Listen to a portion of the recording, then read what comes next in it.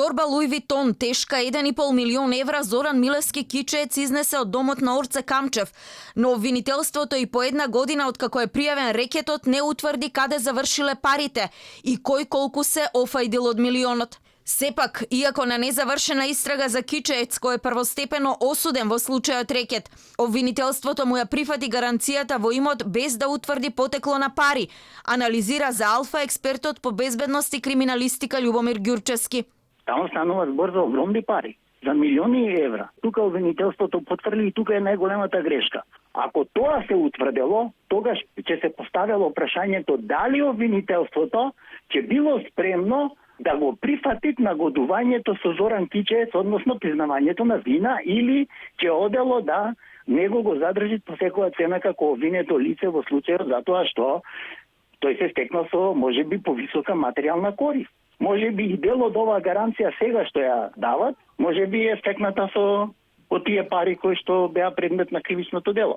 Признанието на делото од страна на Кичеец според Ѓурчевски е паметен потек, бидејќи немал поинаков излез од фактичката состојба, која ја виде и јавноста преку видео снимките од безбедносните камери на Камчев.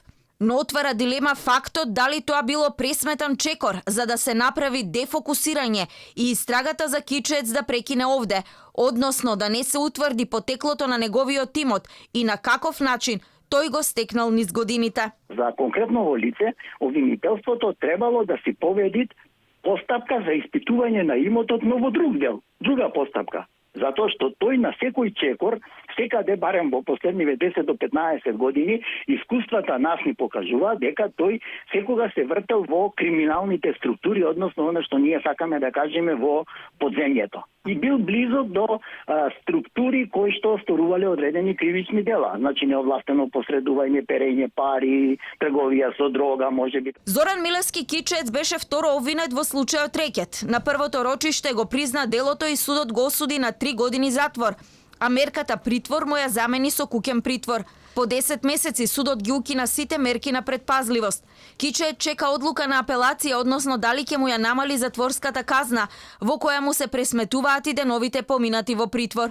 Во меѓувреме случајот рекет во кој се обвинети Боки 13 и екс-специјалната обвинителка Катица Јанева е во доказна постапка.